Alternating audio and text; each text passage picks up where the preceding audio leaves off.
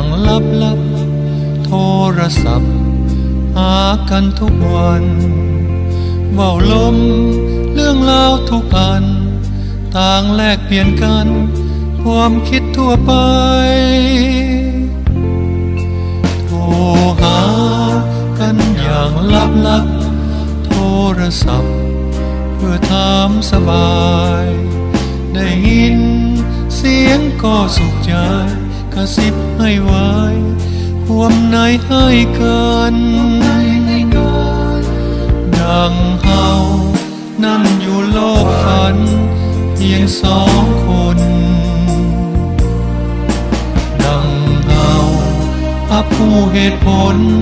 สิ่งที่ต้องการอับกันเป็นหักลี้ลับสู้ใจเท่านั้นสิทธิ์มีเพียงฝันเป็นปริศนาซ่อนไว้เพียงเฮาเมื่อใดพอได้ยินเสียงเจ้าตอบสายใจมันเงียบเหงาตั้งคำถามน้อยใจน้ออยากฟังเสียงเขาพอให้อุ่นใจ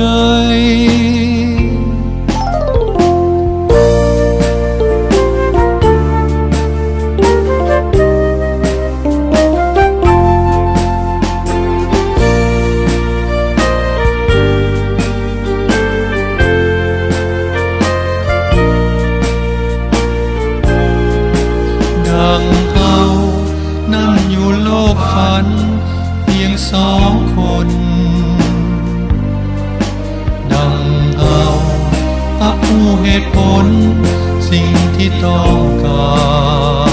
รหักกันเป็นหักลี้ลับสู้ใจเท่านั้นสิทธิ์มีเพียงฝันเป็นปริศนาซ่อนไว้เพียงเฮาเมื่อใดพอได้ยินเสียงเจ้าตอบสายใจมันเงียบเหงาตั้งคำถามน้อยใจน้ออยากฟังเสียงเขาพอให้อุ่นใจ